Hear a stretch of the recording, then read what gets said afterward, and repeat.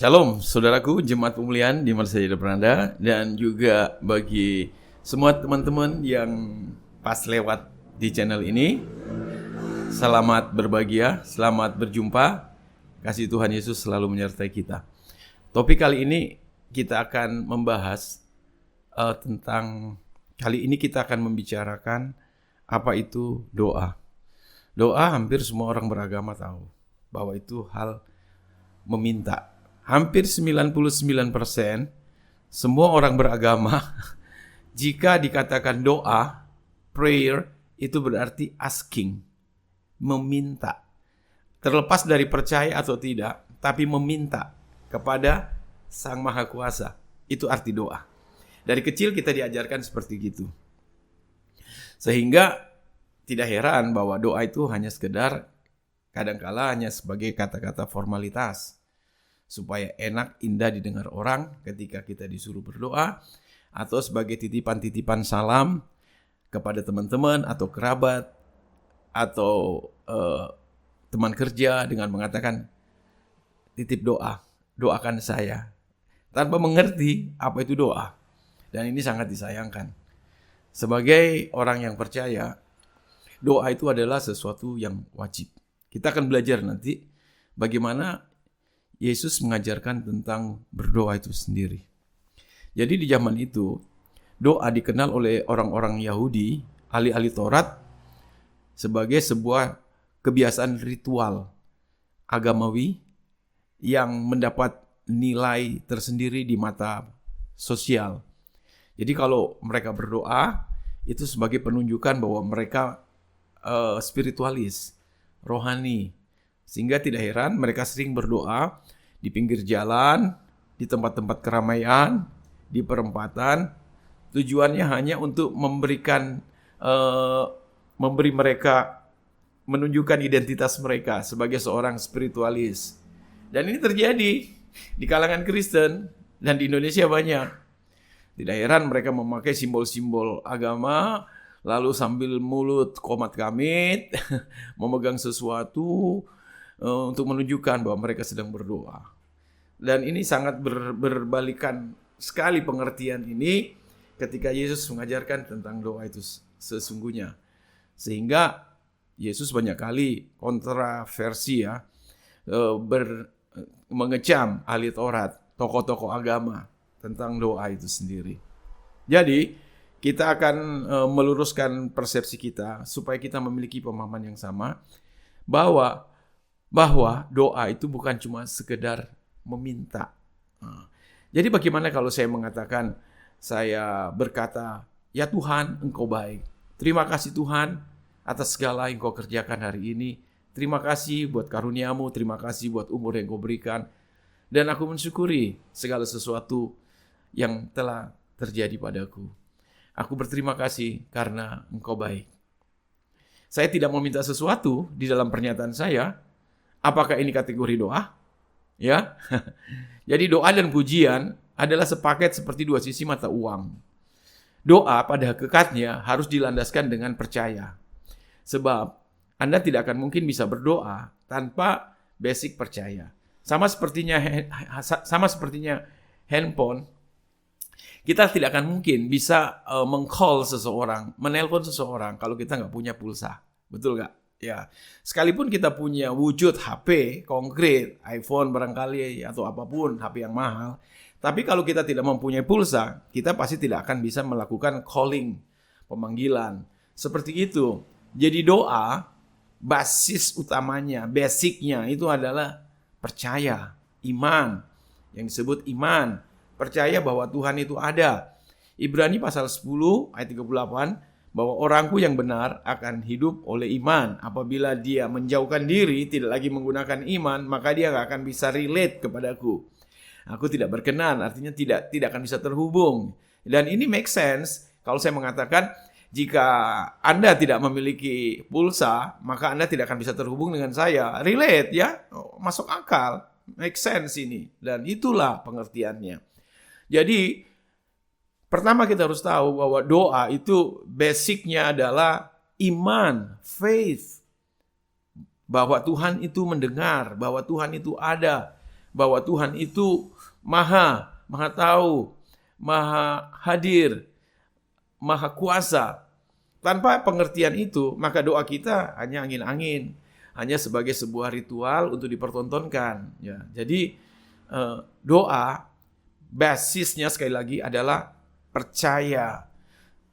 Kemudian doa itu adalah bukan cuma sekedar meminta. Doa itu menunjukkan bahwa Anda punya hubungan, komunikasi.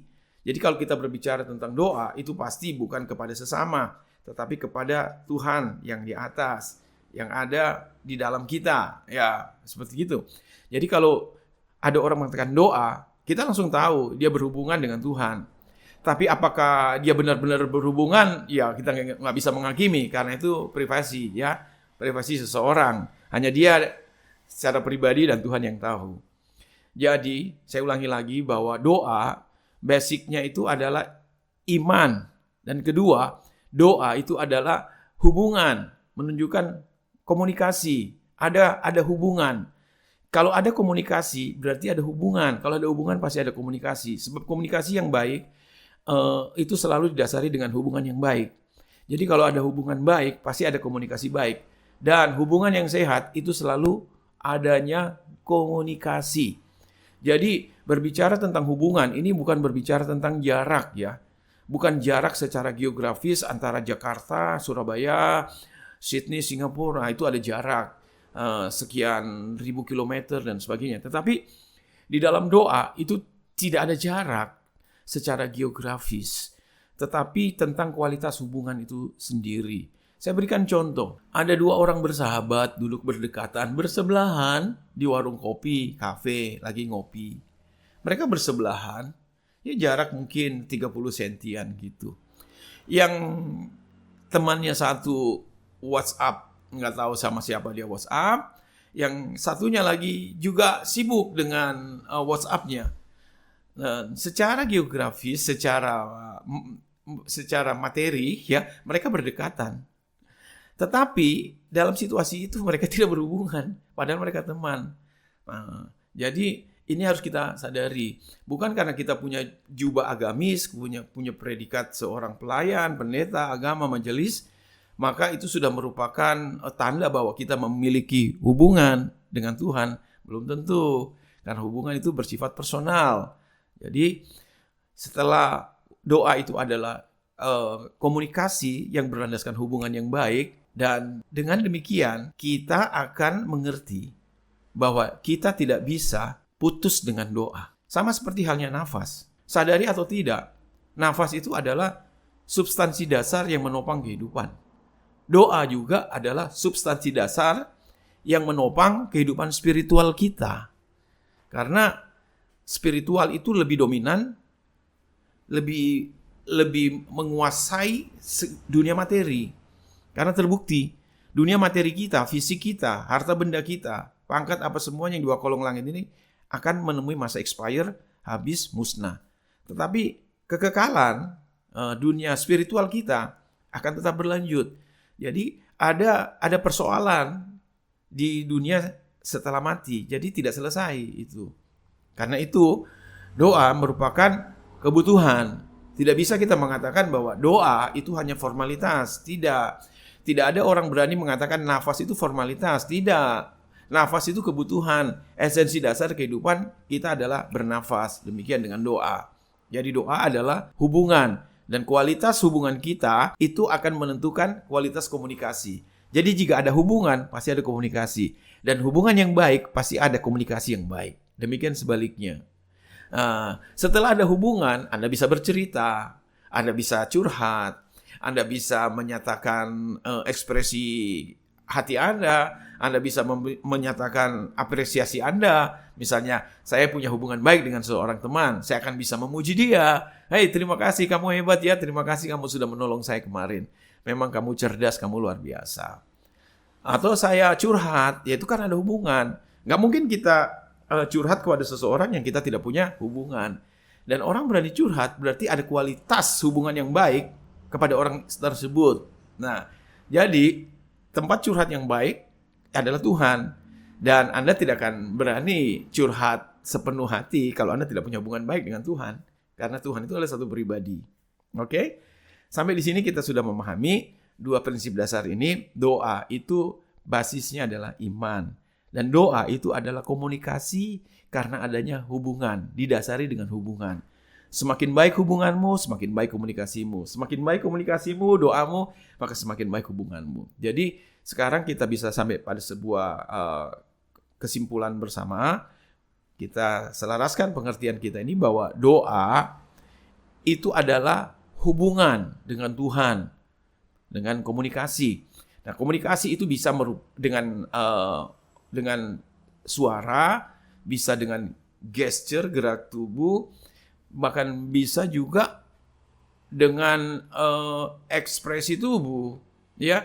Atau ekspresi tubuh yang saya maksud ini, wajah Anda bisa dikenal Tuhan karena wajah pencerminan dari hati. Air mata kita pun, bahkan di dalam kitab suci firman Tuhan dikatakan bahwa Tuhan mengerti tetesan air matamu itu ditampung. Itu bahasa doa tanpa kata-kata. Karena ada komunikasi, ada hubungan. Nah, jadi bentuk komunikasi itu bervariasi, tidak hanya melalui kata-kata, ya. Kita teringat ada seorang ibu, mama daripada Samuel, di depan bait, pada waktu dia datang ke bait Tuhan, lalu dia berdoa tanpa suara terdengar, hanya mulutnya komat kamit. Di situ ada Imam Eli, melihat ada seorang wanita komat kamit menghadap tembok. Loh, ini orang ngapain? Sehingga dia menegur, "Ibu, hari masih pagi, apakah kamu mabuk?" Kata dia, "Tidak. Tidak, tuanku. Aku tidak mabuk. Aku sedang mencurahkan isi hatiku di hadapan Tuhan. Aku menangis." Dan itu doa. Jadi jangan kita sekarang mempersempit pengertian doa hanya sebatas meminta, hanya sebatas kata-kata. Jika kita sudah memahami bahwa doa itu adalah hubungan dan komunikasi, saya percaya saudaraku sekalian bisa menerjemahkannya dan mengaplikasikannya di dalam kehidupan keseharian kita dengan cara yang benar. Baik, sehingga pertanyaan hari ini, apakah Anda memiliki hubungan yang baik dengan Tuhan? Jika hubunganmu tidak baik, pantas kamu malas berdoa. Betul kan? Atau kamu hanya simbol luarnya saja orang beragama. Makanya kamu juga berdoa. Tapi doa kita kan doa formalitas. Supaya dilihat orang. Supaya dipuji. Supaya dapat pengakuan. Kata-katanya disusun. Jadi seolah-olah doa itu bukan untuk Tuhan. Hanya untuk diperdengarkan. Ini kan menipu diri sendiri. Terlalu banyak orang-orang menyatakan hamba Tuhan. Doanya itu ditulis. Saya nggak anti dengan tulisan ya. Tapi dia mengarang. Saya percaya deh, kalau kita mempunyai teman-teman yang baik, hubungan dengan saudara baik, dengan orang tua baik, Anda nggak perlu mengkonsep kata-kata apa yang harus disampaikan, karena semua ekspresi langsung dari hati, ya kan? Sama seperti ibunya Samuel tadi, ekspresi hatinya dia tumpahkan. Karena Tuhan bukan seorang pujangga yang harus menilai kosakata Anda, apakah puitis atau tidak. Jadi nggak usah dengan kata-kata yang terlalu dibuat-buat. Terlalu alay. Tuhan lebih membaca hati kita daripada memperhatikan kata-kata kita. Sekali lagi, Tuhan lebih memperhatikan hatimu daripada kata-katamu. Tuhan lebih memperhatikan hubunganmu dengan Tuhan daripada gerak tubuhmu. Mau jungkir balik ya, mau sujud apapun, kalau hatimu tidak seperti itu, Tuhan lebih menilai hatimu. Karena Matius 15 ayat 89 mengatakan, "Bangsa ini memuliakan aku dengan bibirnya, tapi hatinya jauh daripada aku. Percuma mereka beribadah." Artinya percuma mereka berdoa, ya kan? Jadi jangan kita terjebak di sini. Doa itu punya kuasa. Doa itu mentransferkan ya, apa yang terjadi di sorga, itu terjadi di bumi. Di dalam doa Bapa kami, diawali dengan sebuah pernyataan Tuhan memberitahu di sana, Bapa kami yang di sorga, dikuduskanlah namamu, datanglah kerajaanmu, jadilah kehendakmu di bumi seperti di sorga. Berarti ada koneksi, interconnection ya, koneksi, hubungan sorga dan bumi itu hanya melalui doa. Dan sekarang ini saya dengan Anda bisa terhubung itu karena ada interkoneksi, ada koneksi, ada hubungan melalui apa? Signal internet. Jika itu signal internet tidak ada, Anda tidak akan bisa mendengar saya, tidak akan bisa melihat saya. Memang signal tidak dilihat, tapi keberadaan signal itu powerful sekali, bisa menghubung-hubungkan segala sesuatu di dunia ini. Nah, sekarang kita akan memperhatikan ini, bahwa doa besar kuasanya karena menghubungkan superpower sorga dengan bumi. Coba Anda membayangkan, kalau ada sumber daya listrik yang kuat, katakan generator, saya bisa mengalihkan kekuatan daya daripada generator ke rumah saya, itu hanya dengan satu cara, ada hubungan, interkoneksi, apa? Kabel. Kalau tidak ada kabel, nggak akan mungkin bisa terhubung. Saya tidak mungkin bisa mengalirkan daya itu ke rumah saya untuk menerangi rumah saya, mendinginkan AC saya, menjalankan refrigerator saya, kulkas saya, menjalankan TV saya, komputer saya. Tidak akan mungkin bisa bekerja. Memang kabel cuma 2 atau 3. Kelihatannya kecil, tapi itu powerful. Mungkin kata-kata kita tidak sebagus kata-kata mereka dalam menyampaikan doa. Atau mungkin sikap kita tidak sespiritualis seperti orang-orang sebelah. Forget it, lupakan. Tuhan melihat hati. Tapi kalau hatimu benar-benar punya koneksi dengan Tuhan, kasihi Tuhan Elohimu dengan segenap hati, dengan segenap jiwa, dengan segenap kekuatan, itu hubungan. Maka tidak akan mustahil bagimu. Karena kenapa? Engkau terinterkoneksi dengan surgawi. Dan itu kerinduan Tuhan. Tuhan punya keinginan, kerinduannya besar. Supaya reservoir sorga itu, kekuasaan yang ada di sorga itu bisa tersalur di bumi. Hanya dengan satu cara, doa. Dan doa adalah hubungan. Jadi hari ini, lupakan semua tentang agama dan sebagainya. Saya tidak mengajar Anda untuk hate to religion ya. Membenci agama, tidak. Bukan itu. Tapi Anda lebih memfokuskan kepada hubungan kepada Tuhan itu lebih penting. Anda jangan fokuskan tentang HP Anda mahal atau tidak. Tapi fokuskan, ada datanya tidak. HP Anda bisa menerima signal tidak. Walaupun HP-mu HP murah, tapi kalau punya data dan bisa menangkap signal dengan baik, itu masih lebih useful, lebih berguna daripada iPhone yang tidak bisa menangkap signal dan tidak memiliki data. Jadi ini kita perlu pahami, ya, kerinduan Tuhan. Jadi tolong jangan sepelekan tentang doa. Kalau Anda menyepelekan tentang doa, Anda berarti menyepelekan tentang signal dan Anda hanya fokus kepada bentuk HP. Ya itu kan kurang tepat. Justru Anda tanya dulu, signalnya bekerja dengan baik tidak? Kalau nggak bekerja dengan baik, HP kalau nggak ada signal, nggak ada hubungan, HP semahal apapun, hampir mubazir kita membelinya, nggak ada gunanya. Jadi doa itu hubungan. Sekarang kita perbaiki hubungan kita dengan Tuhan. Karena Yesus datang bukan membawa agama. Yesus datang membawa pengajaran tentang hubungan. Ya. Tetangga-tetangga sebelah sangat sibuk dengan sinodenya, agamanya, syariat-syariatnya, liturginya, dogmanya, berdebat, kami yang paling benar. Udah nggak usah masuk ke ranah-ranah yang bodoh seperti gitu. Kita membangun hubungan dengan Tuhan itu yang lebih important thing, ya, itu yang lebih penting. Hubungan dengan Tuhan. Yesus mengajarkan hubungan. Karena itu Yesus mengajarkan, memberitahu, panggil Tuhan itu dengan kata Bapa. Ya. Hubungan yang paling dekat itu hubungan orang tua dan anak. Anak dan Bapa. Bapa. Jadi ketika ada kata Bapa, bukan berarti Tuhan itu gendernya laki-laki, seorang yang berjenis kelamin laki-laki dan pasti akan ada Tuhan perempuan, lalu mereka bersetubuh dan memiliki anak. Wow, picik banget itu. Bukan begitu. Ketika ada seorang karyawan saya mengatakan, ini tangan kanan saya, apakah berarti ini saya potong lalu saya kasihkan ke dia? Ah, tidaklah. Ini meja saya. Lalu saya berkata, ini daun meja. Apakah meja ini punya pendengaran? Bukan begitu. Dia Bapa. Tuhan mengajar kita manggil Bapa. Jadi nggak perlu pakai toa atau teriak-teriak. Nggak perlu pakai kata-kata puisi. Dia Bapa. Adakah di antara kita anak-anak berbicara kepada Bapaknya secara formal? Dan menentukan waktu-waktu tertentu untuk bisa bertemu? Tidak. 24/7. Anda bisa ketemu dengan Tuhan sebagai Bapa. Dan ini harus kita ketahui. Hubungan itu bisa terjalin melalui doa, itu maksud saya.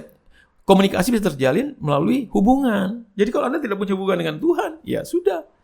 Anda pasti malas berdoa. Jadi kalau ada orang yang mengatakan Kristen tapi tidak bisa berdoa, itu kita sudah tahu dia nggak punya hubungan dengan Tuhan. Cuma punya hubungan dengan sinodenya. Hubungan dengan liturginya. Dan orang-orang seperti ini fanatiknya nggak ampun-ampun. Mereka merasa paling benar. Dan nggak main-main. Kamu singgung sedikit mereka pasti bisa marah. Di kalangan Kristen tidak ada. Banyak. Justru di kalangan kantong Kristen ini, hubungan dengan Tuhan itu diabaikan. Yang paling penting, kamu punya sinode, kamu punya gedung, kamu aktif, ya sudah, cukup. Entah hari Minggu kamu mengerti apa yang dikhotbahkan dan mengkhotbah hanya sekedar menjalankan sebuah rutinitas, itu nggak peduli. Yang penting kamu masuk gedung menjalankan ritual. Ini kan bodoh. Jangan jadi orang Kristen yang bodoh. Hubungan lebih penting. Nah, mari kita lihat ini bagian yang sangat penting. Tuhan mengajarkan ini tentang doa dengan pengertian yang perlu kita pelajari agar kita tidak mengulanginya. Ini sudah Yesus katakan 2000 tahun yang lalu. Di zaman sekarang kalau Anda masih mengulanginya, itu benar-benar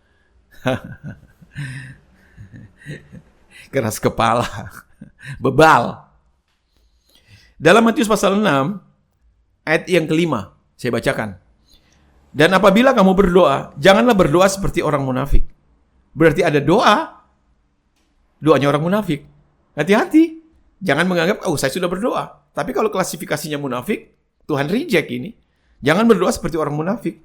Mereka suka mengucapkan doanya dengan berdiri di dalam rumah-rumah ibadah dan pada tikungan jalan raya supaya mereka dilihat orang. Ini doa munafik. Doa itu bukan pamer. Anda kan tidak pernah pamer hubungan Anda dengan istri Anda, suami Anda. Anda kan tidak akan pamer hubungan persahabatan Anda dengan bestie Anda. Anda nggak akan pamer, karena itu urusan interpersonal, personal kita, pribadi kita. Jadi kalau sudah dipamer, nah itu kan drama. Dan Yesus mengatakan, aku berkata kepadamu sesungguhnya mereka sudah mendapat upahnya. Sudah, cukup sampai di situ. Berarti hubungan doamu, komunikasimu dengan Tuhan nggak nyambung ke surga dan nggak ada kuasa, nggak ada apa-apanya. Kamu hanya menggelontorkan kabel, tapi tidak terhubung dengan genset, yang nggak bisa nyala dong.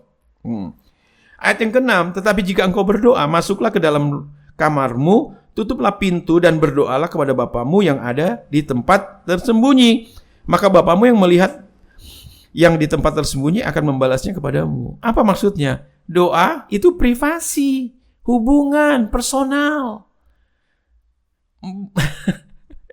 Orang menikah itu hubungan personal.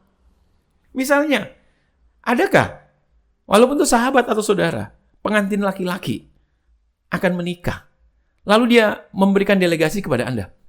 Bro, kau wakili dulu saya. Saya kesibukan ini, saya tidak bisa duduk di resepsi itu. Biar kau jadi pengantin laki-lakinya dulu. Kau jadi pengantin lakinya. Ya, kau wakili saya. Bisa begitu? Nggak bisa. Karena perkawinan itu hubungan personal, privasi. Nggak bisa diwakili, sekalipun saudara kembar nggak bisa mewakili saudara kembarnya. Masing-masing. Jadi doa itu privasi. Tuhan sampai mengatakan masuk dalam kamar, itu memiliki pengertian bahwa doa itu privasi. Kamu dengan Tuhan saja, kita dengan Tuhan saja. Jadi nggak ada intervensi dari luar. Masa pada waktu malam pertama pernikahan harus ada saudara kembarmu di situ atau ada saudaramu menemani? Nggak bisa. Itu kan interpersonal. Personal, pribadi. Doa itu lebih pribadi seperti gitu. Dan berita baiknya, Tuhan yang tersembunyi, artinya Tuhan yang tidak bisa ditangkap dalam 3 dimensi mata kita, itu melihat. Ya karena dia maha dong. Dia melihat. Jadi Tuhan senang sekali kalau orang mengerti hubungan personal dengan Tuhan. Mengerti ini? Jadi agama itu hubungan personal sebenarnya. Tapi sudah dibiaskan menjadi identitas. Identitas diri. Agama mau apa? Kalau orang tanya saya, agama mau apa, Pak? Saya nggak punya agama. Bisanya? Oh iya, bisa dong. Tapi saya punya Tuhan. Mana lebih penting? Beragama atau bertuhan? Anda yang jawab. Mana lebih penting? Pulsa atau HP? Anda mengatakan dua-dua penting. Iya. Tapi kalau tidak ada pulsa, orang mengatakan, tapi Pak kalau tidak ada HP, saya kan bisa pakai.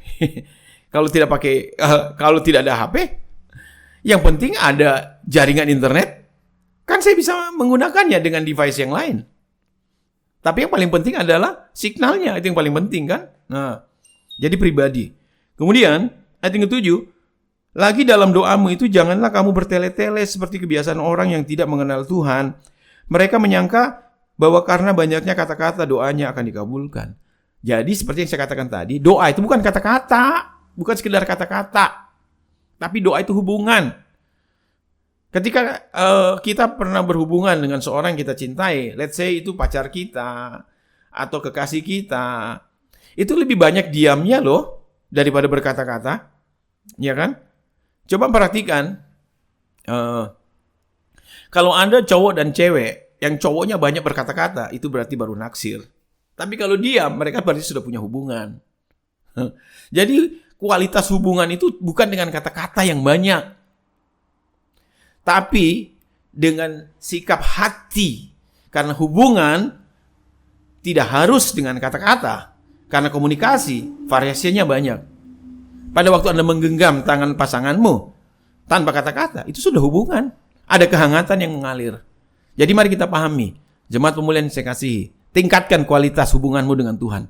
Maka kamu akan memahami apa itu doa. Ketika kamu sudah memahami tentang doa karena kualitas hubunganmu yang baik, maka kamu akan merasakan kuasa mujizat dari sorga turun atas rumahmu, tanggamu, turun atas kesehatanmu, turun atas bisnismu, turun atas usahamu, turun atas duniamu. Jadilah kehendakmu di sorga seperti di bumi, atas duniamu, dunia usahamu, dunia pekerjaanmu. Masing-masing kita punya dunia. Bukan dunia dalam pengertian bumi ini, masing-masing. Dunia politik dan sebagainya. Jadi, saya percaya jika Anda memahami ini, perbaikilah hubunganmu dengan Tuhan melalui iman. Kasihi Tuhan Elohimmu dengan segenap hati. Itu hubungan. Dengan segenap jiwa, dengan segenap kekuatan. Tidak ada yang mustahil bagi Tuhan. Dan tidak ada yang mustahil bagi orang yang punya hubungan dengan Tuhan. Tuhan memberkati. See you next. Jangan lupa subscribe supaya notifikasi kalau ada video baru Anda dapat pemberitahuan.